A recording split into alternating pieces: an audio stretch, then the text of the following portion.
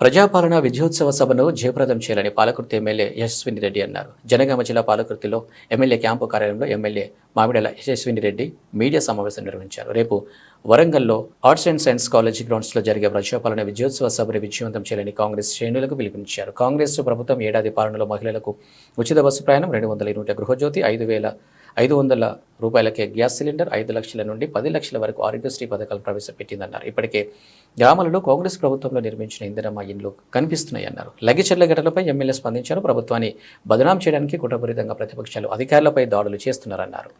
కార్యక్రమంలో బ్లాక్ కాంగ్రెస్ అధ్యక్షులు రాపాక సత్యనారాయణ, పాలకుర్తి, దేవరపుల, కొడకర్ల మండలాల అధ్యక్షులు గిరగాని కుమారస్వామి గౌడ్, ధరావతు సురేష్ నాయక్, నల్ల శ్రీరాములు పలువురు పాల్గొన్నారు. విజయోత్సవ సభ రేపు మనం పెట్టుకున్నాం. మరి ఈ సభని మనం అందరం కలిసి విజయవంతం చేసుకోవాల్సిన బాధ్యత ప్రతి ఒక్కరి మీద ఉంది.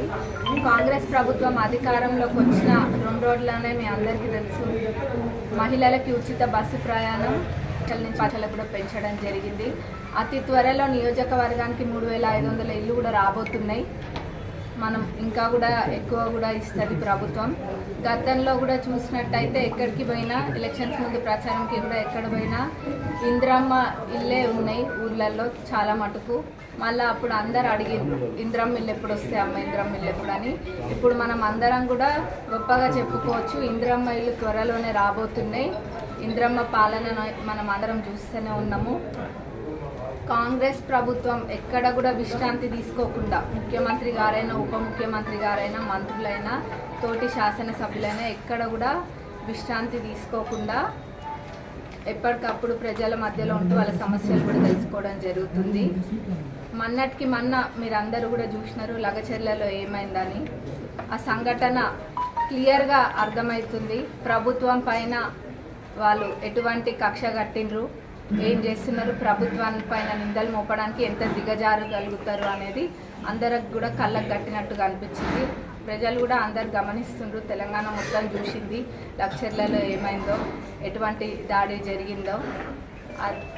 దానికి బాధితులని ఖచ్చితంగా శిక్షిస్తారు. ఎందుకంటే ఇట్లాంటివి ఎక్కడ కూడా జరగద్దు. మనం ప్రజాపాలనలో ప్రజలకి అనుకూలంగా పాలన ఉండాలి, కానీ ప్రజల్ని రెచ్చగొట్టి విధంగా ఉండద్దు. ఎప్పుడైనా ప్రజలు ఒక మంచి పీస్ఫుల్ వాతావరణంలో ముందుకెళ్ళాలి. కానీ ఇట్లా మతాల మధ్యలో చిచ్చులు పెట్టడాలు, మళ్ళీ వర్గాలు చేయడాలు, ఇవన్నీ కూడా వాళ్ళకే సాధ్యం. అందుకనే అసెంబ్లీ ఎన్నికలలో మంచిగా బుద్ధి చెప్పిండ్రు. దాని తర్వాత కూడా ప్రజలు బుద్ధి చెప్పినా కానీ వాళ్ళకి పదవులు లేదన్న దాంతో పిచ్చి పట్టింది. ఆ పిచ్చి బట్టి వాళ్ళు ఏం చేస్తుండ్రో వాళ్ళకే తెలుస్తలేదు. కానీ ప్రజలు మటుకు అన్నీ గమనిస్తున్నారు. మన నియోజకవర్గంలో అయితే స్వాతంత్రం వచ్చినట్టుగానే అందరూ కూడా భావిస్తుండ్రు. గతంలో ఏ విధంగా ఉంది పాలన, ఇప్పుడు ఎట్లుంది అన్నది కూడా ప్రజలు ఏమీ ఇవాళ రేపు తక్కువ లేరు, ఎవరిది వాళ్ళు చూసుకుంటున్నారు. మరి ఇంత స్వాతంత్రంగా ఉండి మనం మన పనులు చేసుకుంటున్నాము. మన నియోజకవర్గంలో అభివృద్ధి పనులు కూడా మొదలైనాయి. ఇది కేవలం ఆరంభం మాత్రమే. నేను ముందు కూడా చెప్పిన ఇంకా చాలా పనులు ఉన్నాయి. దేనికి కూడా నేను ఎక్కడ వెనక్కిపోను. ఎప్పుడు మీ మధ్యలోనే ఉంటూ మీ సమస్యలు కూడా నేను తెలుసుకుంటున్నా.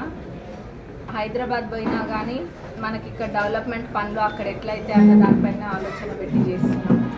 అన్ని పనులు కూడా మనకి ఈ 5 ఏళ్ల పీరియడ్లో ఏమేమైతే పనులు చెప్పినామో అన్నీ కూడా తప్పకుండా చేస్తా.